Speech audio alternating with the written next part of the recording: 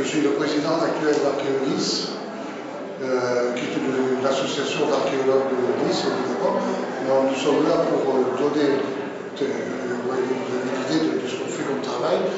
On est là pour faire connaître l'archéologie locale, au maximum. Actuellement, il y a beaucoup de travaux. Il y a des travaux notamment sur Châtelaillon, il y a eu les Côtes-Mailles, il y en a en ville autour du port, il y en a sur le marché. Et on essaye de présenter ça au public si les responsables d'opération sont d'accord. Alors, nous sommes ici dans la Porte Royale, dans la salle des prisonniers. Nous, on appelle ça la salle des prisonniers. Ici, il y a eu des prisonniers anglais pendant la guerre de Corse. Et j'ai eu le plaisir, en voulant créer un local dans cette pièce, en enlevant les faux plafonds et en enlevant surtout des épaisses couches de plâtre qui recouvraient les murs, on a eu le plaisir de trouver des graffitis représentant des souvenirs, si on peut dire, des marins anglais et des prisonniers ici, notamment un certain William Carpenter qui était sur le Fox, et le Fox était un bateau qui était fait prisonnier. Et alors si on peut venir avec la caméra jusque là, voilà le travail de William Carpenter qui avait largement le temps de faire ce travail, et j'ai eu la joie de dégager ça, qui était écrit comme si on avait tapé ça à la machine à écrire. C'est tout simplement absolument formidable. C'est un poème en anglais qui relate ses souvenirs de son pays, les regrets, etc. Après, vous avez Robert Beck, et vous avez tout un tas de bateaux absolument magnifiques les uns les autres, avec les sabots ouverts, les voiles, les pavillons, etc. Vous avez un petit peu de tout. Alors tous les types de bateaux sont représentés, ou à peu près, et vous retrouvez encore ici, c'est très nettement marqué, William Carpenter, qui était sur le bateau qui s'appelait le Fox, qui a été fait prisonnier dans les années 1750 à peu près. Voilà. On a eu une petite idée de ce qu'on peut trouver ici. C'est un lieu absolument formidable, et j'espère que c'est ça qui a déclenché la prise de conscience qui a été faite autour de la Porte Royale, parce que quand même, quand j'ai été là il y a une vingtaine d'années, parce qu'il y a moins de 20 ans, c'était dans un état vraiment pitoyable. Alors là, tout a été restauré, le sol a été retrouvé, le sol primitif. C'est du très très bon travail, et ça on peut en féliciter toute l'équipe qui a travaillé sur la Porte Royale. Voilà. Merci. Voilà. Alors écoutez, c'est un mot que j'ai écrit. Voilà. Alors, au même titre que liberté, égalité, fraternité, gravé sur chaque hôtel de ville, mémoire devrait être inscrit en bonne place au fronton de tous nos monuments, de nos œuvres matérielles et immatérielles. C'est la mémoire historique, une mémoire à 300 ans, celle de la Porte Royale, qui nous réunit ici en ce 3 février 2022. Le président et les vice-présidents de notre association sont fiers de vous accueillir, fiers que notre mémoire garde précieusement tous ceux qui ont cru en cette œuvre aventure de réhabilitation. Notre porte est signée par Pierre Bullet, architecte du Roi Soleil, qui avait antérieurement conçu à Paris la porte Saint-Martin, distante aujourd'hui d'à peine 2h45 en TGV, impensable à pareille époque. La Fondation du patrimoine... Non, on ne parle pas de René Jacob de Tigné, qui a poursuivi, qui a mis en œuvre... Ah oui, mais qui est sur le fronton? C'est bien Pierre Bullet. Ah. La Fondation du patrimoine a été un de nos premiers et fidèles soutiens, suivi de son club mécène très actif à notre endroit. Nous gardons précieusement la mémoire de ceux qui ont cru en cette aventure, et vous en faites partie. La société Profine restera également dans notre mémoire interne et visuelle. Le prix que vous nous décernez, outre sa valeur honorifique, va financer prosaïquement les espaces verts qui vont embellir la terrasse et la façade sud. Votre présence, Madame l'adjointe à la culture, représentant notre premier magistrat, honore également notre mémoire. Vous avez tous participé à ce challenge à hauteur d'1,5 million, réparti en 8 tranches de travaux, 10 ans d'efforts, 3000 participants en soutien indéfectible de notre entreprise nous ont motivés à faire le job. Accrochons-nous à présent à un rêve, celui d'obtenir le soutien de notre ville, pour accompagner ce joyau historique unique en l'insérant dans l'environnement présent et faire de ce joyau l'entrée de la ville de La Rochelle, chère à Louis XIV. C'est incroyable, les décors sont là. Manque le metteur en scène, soyons optimistes. Voilà. Et bien après...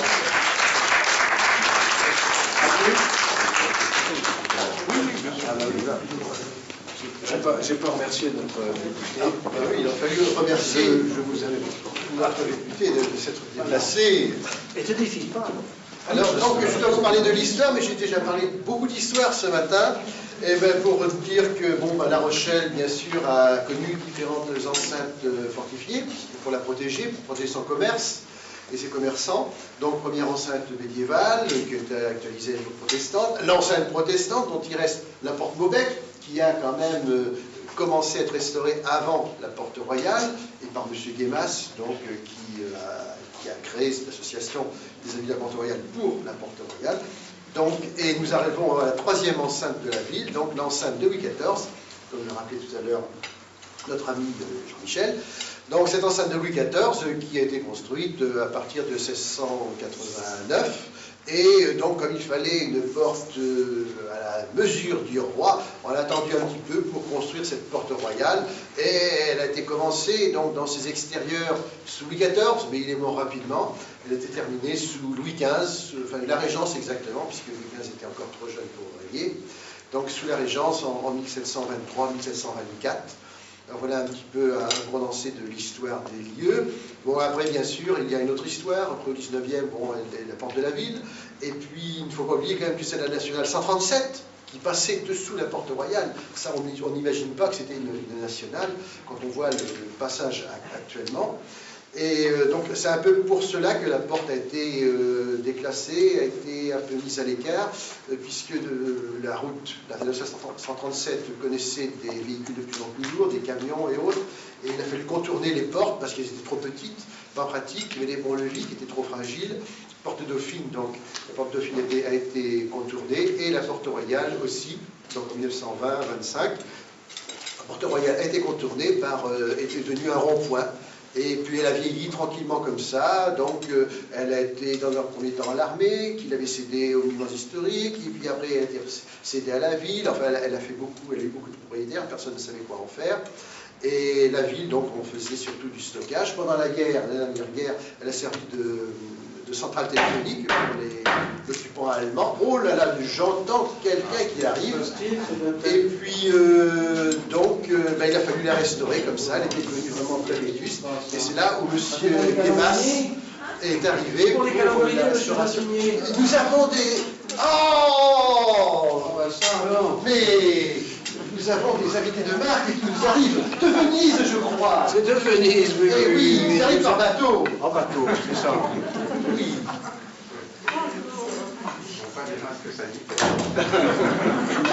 Oh, mais ils n'ont quand même pas mis voilà. de masque de écoutez, soyez les bienvenus. Installez-vous par là, n'est-ce pas? Prenez place par là. Et donc, effectivement, là, j'étais sur la fin, donc en expliquant que cette porte, donc, qui serait tout du stockage, et puis éventuellement qui a servi de salle aussi pour des associations, notamment les scouts, qui ont été cantonnés là pendant une vingtaine d'années. Et cette porte avait vieilli et commençait à tomber en ruine, les corniches commençaient à s'effondrer. Et c'est là justement où M. Guémas, qui venait de restaurer la porte Maubec, voulait chercher autre chose à restaurer. Il a demandé à la ville, la porte royale, vous me la rendriez pour que je la restaure? Alors la ville a dit, ah, on ne peut pas la vendre, c'est un monument historique, on ne peut pas le vendre. Et c'est là justement où M. Guémas a fait un bail amphithéotique avec le maire Bonneau à l'époque. Et puis en fin de compte, l'association s'est engagée à restaurer et puis à gérer la porte un certain temps et après en faire un retour à la ville.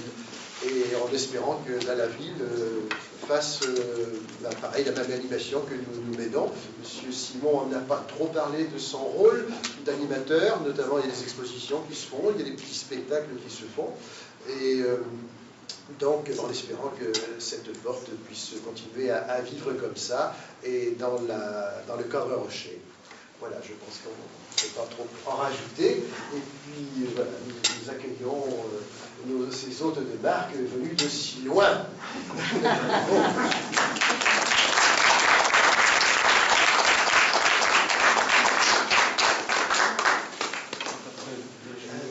Donc, notre maître de cérémonie nous annonce... notre adjoint... Non, c'est madame. l'architecte. Donc bonjour à tous, je vais vous refaire un petit balayage des travaux parce que je pense que la plupart d'entre vous avaient déjà eu quelques prises de connaissances. J'ai donc été chargée par l'association de gérer la définition et le suivi des travaux depuis la mise en sécurité dont vous a parlé Jean-Claude, puisque c'est vrai qu'on a constaté initialement des risques de péril, notamment au niveau de la corniche de la façade est. Et donc une programmation de travaux afin de préciser cette mise en valeur qui aussi participe à l'animation de ce lieu qui a été petit à petit redécouvert par les Rochelais aussi, puisqu'en fait c'était un lieu complètement clos. On a réussi à le rendre traversable à la belle saison en recréant des cheminements qui étaient ceux de l'origine, avec une prise de connaissance aussi de ce franchissement d'un rempart qui est en grande partie disparu malheureusement, qui a perdu de sa prégnance. Donc on retourne un petit peu vers cette notion d'entrer dans une ville qui avait ses défenses et qui redonne aussi un sens à cette porte.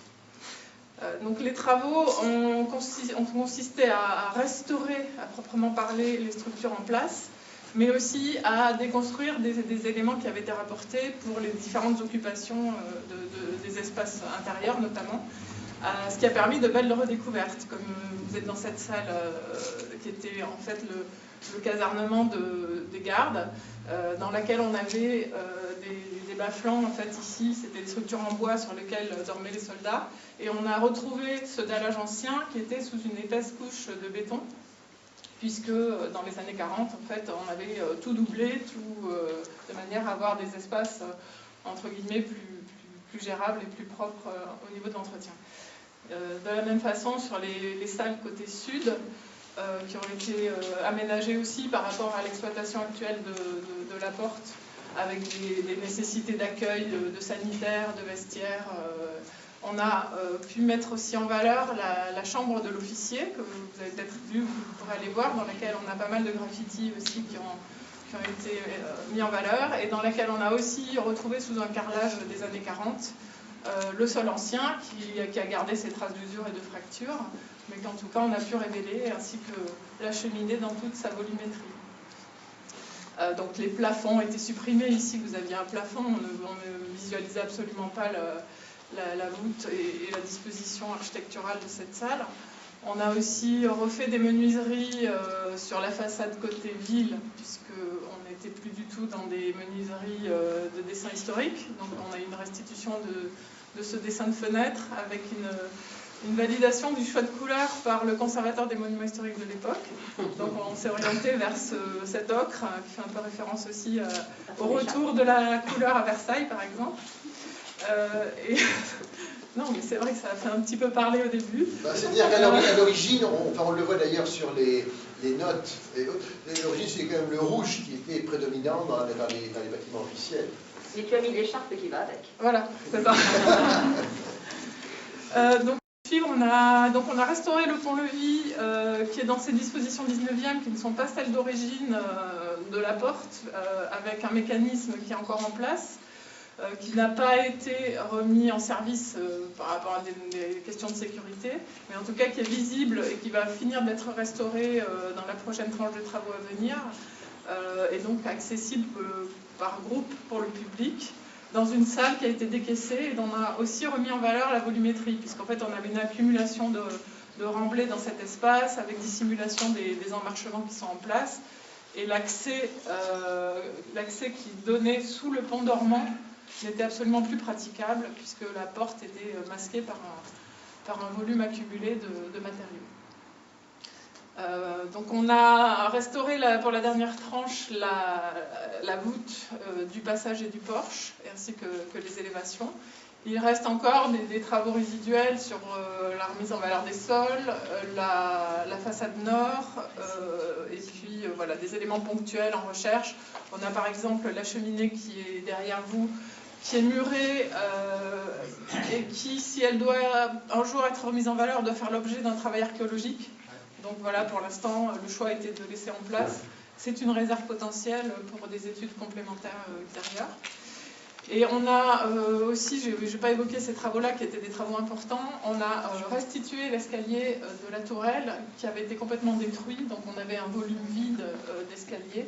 Et donc cet escalier a été entièrement rebâti en pierre sur les bases des premières marches qui étaient encore en place, en reprenant leur dessin, de manière à redonner un accès aux terrasses pour déjà permettre une exploitation complémentaire et une visite complémentaire de cette porte. Et en même temps justifier d'un travail aussi sur les parties hautes qui a pu être opéré, des choses qui ne se voient plus aujourd'hui, mais il y a eu d'énormes travaux de terrassement pour travailler sur les vérifications et compléments d'étanchéité, puisque c'est une problématique.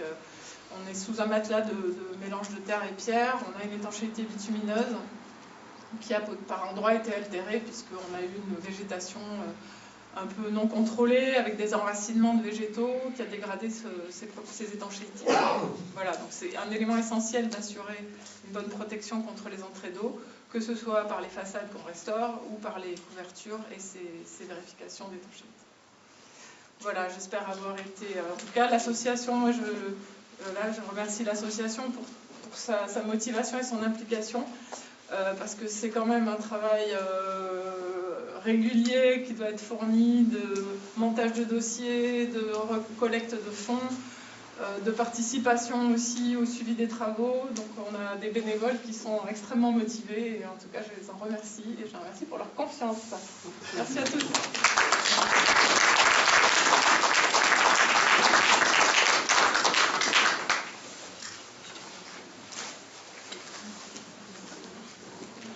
On va dire un mot sur la Fondation du patrimoine. On va dire, oui, vous pouvez y aller, mais c'est Madame Benguigui. Ah, pardon. Oui, je suis là. Oui. Bonjour. Attendez, vous mettez-vous entre nous, là. Si vous voulez. Voilà. Vous êtes bien entourés. Voilà. Bonjour à toutes et à tous. Je veux d'abord saluer Monsieur le Président, saluer tous les membres de l'association, saluer Monsieur le député qui est avec nous, saluer Mesdames et Messieurs, chers amis. Je suis ravie d'être avec vous. Je voudrais excuser Monsieur le maire qui était retenu, et surtout Anna-Maria Spano qui est l'adjointe en charge du patrimoine et des musées. Moi-même, je suis adjointe en charge de la culture, mais qui devait vraiment avait très très envie d'être avec nous, mais malheureusement n'a pas pu pour des raisons de Covid. Ça arrive à nous tous, même élus, on n'est pas à l'abri. Donc, d'abord, je découvre un peu parce qu'effectivement, il y a eu plusieurs choses qui se sont passées ici depuis qu'on a été élus, mais j'étais jamais sur La Rochelle, je n'étais pas venue, donc je n'étais d'abord pas rentrée dans cette salle, rentrée plus ou moins, mais pas vraiment au niveau de cet édifice. Et je voudrais vraiment vous féliciter tous et toutes. L'association, Virginie qui vient de parler, je ne sais pas où elle est là, et puis toutes les équipes, parce que c'est un lieu qui a une vraie âme, qui est magnifique, et qui en plus s'incarne et va s'incarner à travers la présence artistique, et ça c'est quelque chose qui me tient à cœur. La Rochelle vit des artistes, La Rochelle des artistes partout, dans des lieux spécifiques, dans des lieux qui le sont moins, dans les lieux de patrimoine. Et je sais quel travail vous faites pour avoir une programmation, faire venir du monde ici, avoir une programmation de qualité et permettre d'avoir ce lieu en plus des autres lieux. On a toujours besoin de plus en plus de lieux parce qu'on a de plus en plus d'artistes, que ce soit des plasticiens, des musiciens, que ce soit des chanteurs. Je sais qu'il va y avoir des choses qui vont se passer ici aussi. Je n'ai pas salué Madame la déléguée de la Fondation du patrimoine qui est là, que je vois, et que je remercie aussi pour sa présence et puis l'objet de notre présence ici. Et je voulais vous dire que vous êtes, à travers cette porte, un des acteurs culturels de la ville de La Rochelle, au même titre que les autres acteurs culturels, et que je trouve que c'est une initiative qu'il faut saluer. D'abord parce que le lieu est magnifique, que c'est une porte d'entrée, comme vous avez dit, et que c'est vrai que quand on arrive là, à pied ou en vélo, enfin moi j'ai pas de voiture, donc j'arrive à pied ou en vélo, là, par là, et qu'on voit cette réalisation, cette entrée de ville est magnifique, vraiment.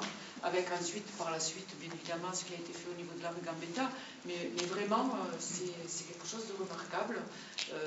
C'est l'histoire, c'est la mémoire de notre ville, c'est le lien entre l'art contemporain et l'histoire de notre ville, et je tiens à saluer ça et à vous remercier tous d'abord de votre présence ici, et puis de cette merveilleuse aventure qui continue, et que je souhaite saluer et féliciter. Merci beaucoup.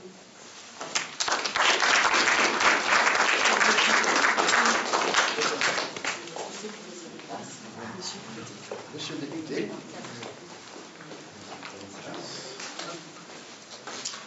Bien, mesdames et messieurs, alors j'allais dire en vos grades et qualités, ça fait gagner du temps et ça surtout permet d'éviter les omissions. Je voulais vous dire évidemment mon plaisir d'être avec vous aujourd'hui à l'occasion de la remise du deuxième prix du mécénat populaire de la Fondation du patrimoine qui récompense le dynamisme, l'énergie et la qualité de l'association des Amis de la Porte Royale. Alors ce prix doté de 3 000 €, donc prix conséquent et qui sera, je sais, apprécié, vient s'ajouter aux 165 000 € déjà collectés par votre association auprès de 336 généreux donateurs. Et comme nous l'avons vu lors de la présentation du chantier, vous avez très utilement investi dans la pierre. Alors je voudrais, à l'occasion de cet événement, rendre un hommage à deux personnes qui, sans leur opiniâtreté, eh bien, nous ne serions assurément pas ici dans ce bel édifice rénové. Je veux tout d'abord rendre hommage à un glyptologue mondialement reconnu, celui par qui on pouvait admirer les nombreux graffitis du début du XVIIIe siècle qui ornent les murs de la Porte Royale. Royale comme le spectacle que Luc Buchery, puisqu'il s'agit de lui, permettait aux Rochelais de découvrir une fois par an à l'occasion des Journées du patrimoine.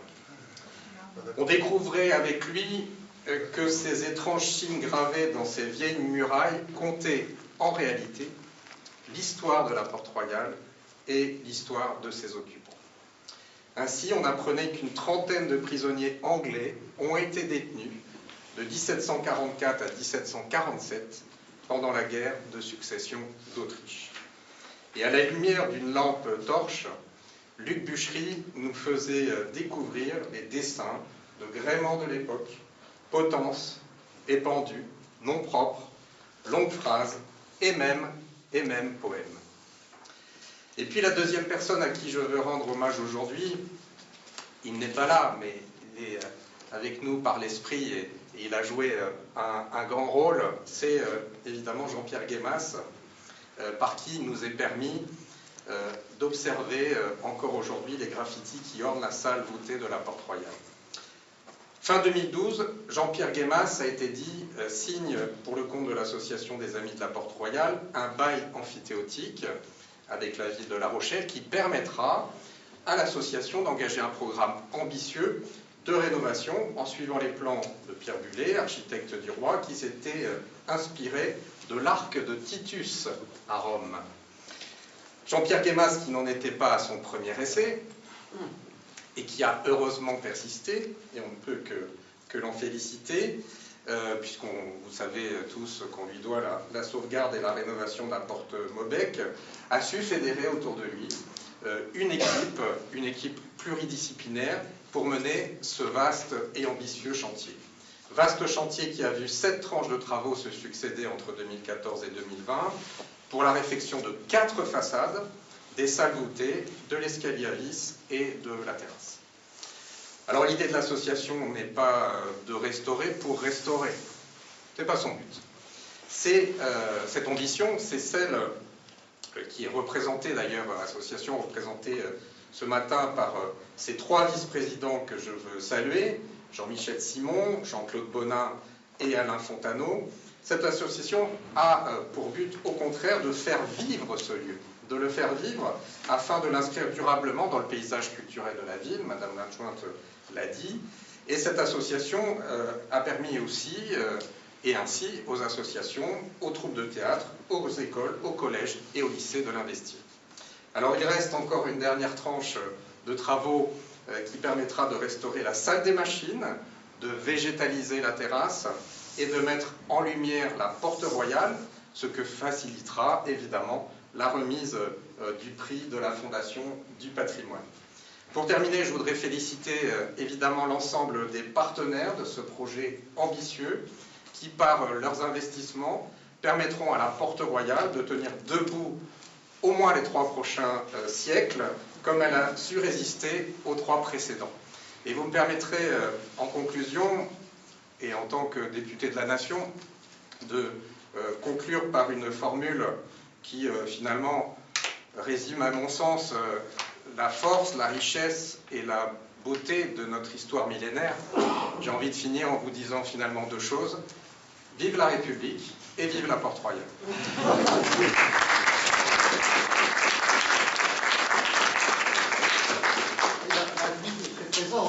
Nous avons pas voisé. Je vois ça. On va dire un petit mot avec le président de notre jury, Bertrand Préto. C'est les Véros, je de la Fondation du patrimoine de Paris. Pourquoi on remet ce prix aujourd'hui à la Porte Royale de La Rochelle? Déjà, c'est pour le plaisir d'avoir pu la découvrir ce matin avec vous. Mais surtout parce que ce prix, il correspond vraiment à la vocation de la Fondation du patrimoine. Nous sommes le premier organisme en France à mobiliser de la générosité en faveur du patrimoine. Et donc ce prix, ce qui récompense, c'est la dynamique des citoyens, des associations qui participent finalement à l'action des collectivités et des pouvoirs publics à leur côté et qui se mobilisent donc pour faire ces projets aux côtés des collectivités publiques. Et donc ce qu'on veut saluer d'abord, c'est l'action de ces bénévoles. En France, nous avons des trésors de générosité et de bénévolat que nous ne soupçonnons pas, dont on ne parle pas assez. On dit beaucoup que la France attend tout de l'État. Et en fait, il y a vraiment des associations, des bénévoles qui font énormément de choses. Le bénévolat, c'est formidable parce que c'est de la passion. Et puis c'est gratuit. Donc c'est aussi formidable de pouvoir profiter de votre travail, de votre passion, de votre énergie pour remplir des causes d'intérêt général. Et donc c'est là que l'action de la société civile et des pouvoirs publics, des collectivités est vraiment très complémentaire. Donc je voulais saluer votre énergie, puis aussi celle de nos bénévoles de la Fondation du patrimoine, puisque nous sommes aussi une organisation de bénévoles de terrain. Donc Patrick Ferrer, notre délégué régional, Poitou-Charentes, Véronique Scholl, notre déléguée départementale, Philippe Chalfot, qui dirige le club de mécènes de La Rochelle, et les autres bénévoles qui sont présents. C'est grâce à vous que nous pouvons soutenir vos projets. Donc voilà, c'est le message principal, mais aussi qu'est-ce qui accompagne le dynamique du mécénat populaire, c'est-à-dire des dons des particuliers? C'est le mécénat des entreprises. Les entreprises sont heureuses de pouvoir soutenir aussi cette dynamique citoyenne et participative. Et donc notre mécène pour ce prix, l'entreprise Profine, est présente, M. de Benazé, mais également des mécènes locaux de La Rochelle ont donné à ce projet. Et puis nous avons des mécènes nationaux qui, dans le département et la région, sont intervenus, notamment SMA BTP, à Rochefort. Voilà. Donc c'est vraiment l'alliance des deux qui nous permet de réaliser tous ces projets. Merci Célia. Célia est la directrice générale de la Fondation du patrimoine. Donc elle porte cette belle organisation pour la France entière. Moi je voudrais juste dire un mot. D'abord, le protocole m'oblige à m'adresser d'abord aux ambassadeurs de la Syrie ici et aux représentants du roi Louis XV. Pardonnez-moi, monsieur le député, mais vous avez permis de la monarchie d'abord. De faire une entrave avec les règles de la République et je m'engouffre dans cette entrave. Voilà. Voilà. Écoutez, moi je voudrais vous dire 2 mots de la manière dont s'est déroulé ce jury. Ce n'est pas la finalité de la Fondation du patrimoine de remettre des prix. La Fondation du patrimoine, elle est là pour fédérer des financements et accompagner des projets qui sont portés. Mais très vite, on s'est rendu compte qu'il fallait, dans certaines circonstances, célébrer des choses particulières. Et aujourd'hui, nous célébrons le prix du mécénat populaire. Alors, vous avez ici, pardonnez-moi, monsieur le député, regardez, le prix du mécénat populaire. Le prix du mécénat populaire récompense des communes et associations qui ont réussi à fédérer de manière exemplaire leur population autour d'un projet de sauvegarde du patrimoine. C'est ça la finalité de ce prix. Et je dois vous dire que quand on reçoit de très nombreux dossiers pour définir ceux qui vont recevoir ce prix, eh bien la décision est très difficile. Parce que nous constatons véritablement non seulement un engouement pour le patrimoine, mais une incroyable énergie qui est soutenue bien sûr par les moyens financiers, mais une incroyable énergie pour faire vivre ce patrimoine. Et dans les critères que nous retenons pour délivrer ce prix, ce sont très souvent des critères humains.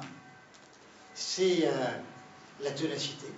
Et voilà un projet qui se déroule, et vous l'avez montré, 6 tranches de travaux.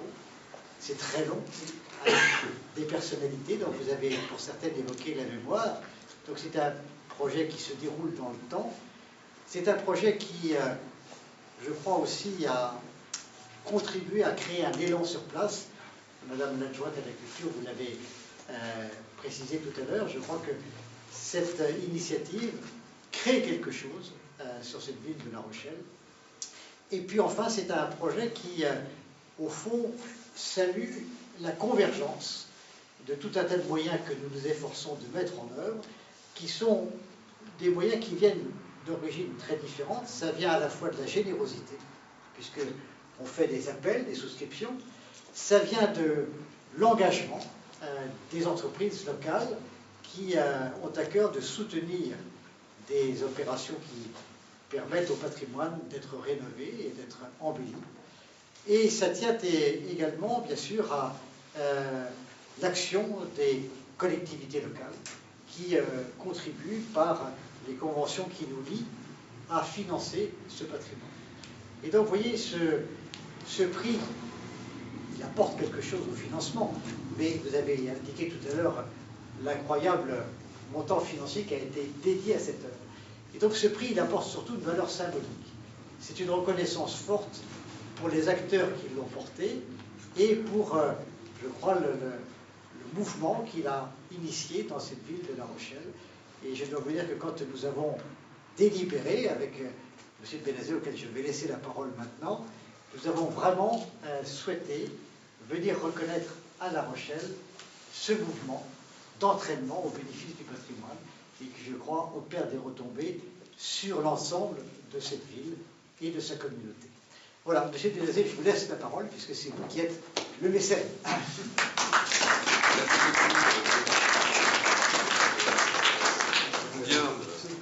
Bien. Je suis ravi d'être parmi vous tous.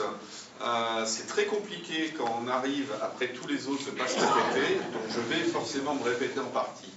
Voilà, donc je pense effectivement le premier point que vous venez de souligner à nouveau, c'est le côté populaire, ramener le patrimoine au cœur, entre guillemets, d'une population, d'une ville. Alors on voit des villages, des hameaux, des lieux-dits, enfin voilà, ici on est dans une ville d'une certaine importance, mais effectivement on voit de multiples projets. Et à chaque fois, effectivement, ce retour, entre guillemets, quelque part, de la valorisation du patrimoine, on perçoit et on voit effectivement l'importance que ça peut avoir pour la population au niveau local. Et on le voit à travers les dons, on le voit à travers l'application. Voilà. Pour nous, entreprises, voilà, les opérations de mécénat, c'est toujours... nous, on est une petite entreprise, un petit groupe, dans la menuiserie. Donc on essaye de trouver une logique, entre guillemets. Voilà, donc nos clients, nos menuisiers travaillent sur tout type, du patrimoine ancien ou du patrimoine moderne. Voilà, donc on essaye de trouver une logique et aussi pour nos équipes, souvent, c'est localement, parce que la Fondation du patrimoine, effectivement, elle est partout présente et elle est très présente à côté de notre usine. Donc, voilà, c'est aussi la force, je pense, de la fédération, entre guillemets, à l'échelon maintenant national, Voilà, même si effectivement on a maintenant encore la mission Berne ou autres qui viennent nous donner encore plus de lumière, mais je pense que la force de la Fondation du patrimoine a été ce maillage local, territorial, et c'est fondamental. Voilà, c'est les points moi que je voulais à nouveau soulever ou mettre au cœur de cette matinée, et de vous remercier aussi de votre présence. Et bonne continuation à l'équipe, puisque voilà, le 7e, j'ai cru comprendre que, allez, pourquoi pas peut-être une 8e à un moment. On va et être puis, obligé, parce qu'il y a toujours des moi, petites je choses. reprends le TGV, donc je peux partir. Donc, et après, si la mairie, si j'ai bien tout écouté, il faut se répéter un peu. Voilà, donc, voilà, bonne continuation à tous.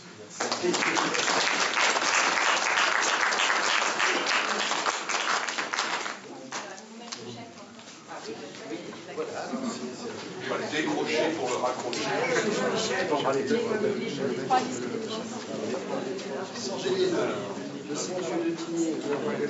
Tigné. Alors, Pardon, alors.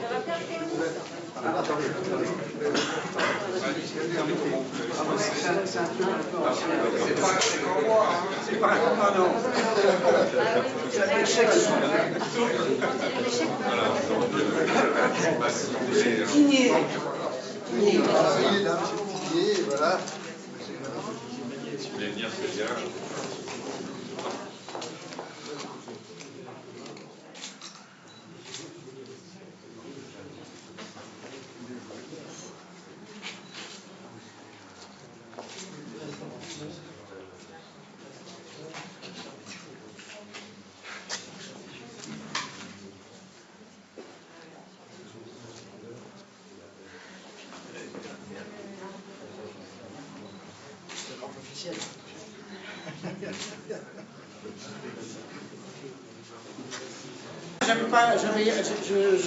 Je vais dire ce qu'il nous reste à faire, puisque c'est la 8e tranche en fin de compte. Nous avons parfaitement respecté la chronologie des travaux que Jean-Pierre avait prévus déjà dès 2012. Et dont les travaux ont démarré en 2014 et on devait terminer en 2023. Ben, on n'est pas mal, puisqu'il nous reste, comme on a dit tout à l'heure, il nous reste à faire la restauration de la salle des machines, où tout à l'heure tout le monde est descendu, la remise en état de la machinerie, et la mise en lumière, en sécurité, les mains courantes, les lisses, tout ce qui va bien pour pouvoir faire visiter cette salle. Puis il y a quelques travaux intérieurs, de pavés, des petits travaux. Nous démarrons la dernière tranche, si tout va bien, le 1er octobre. Une fois que la fête s'est terminée, monsieur Simon, voilà. C'est lui qui nous bloque. Et pour terminer l'année prochaine, pour 2023. Et là, nous ferons la fête, nous allons fêter les 300 ans de la porte. Merci beaucoup, monsieur. Merci encore une fois. Merci.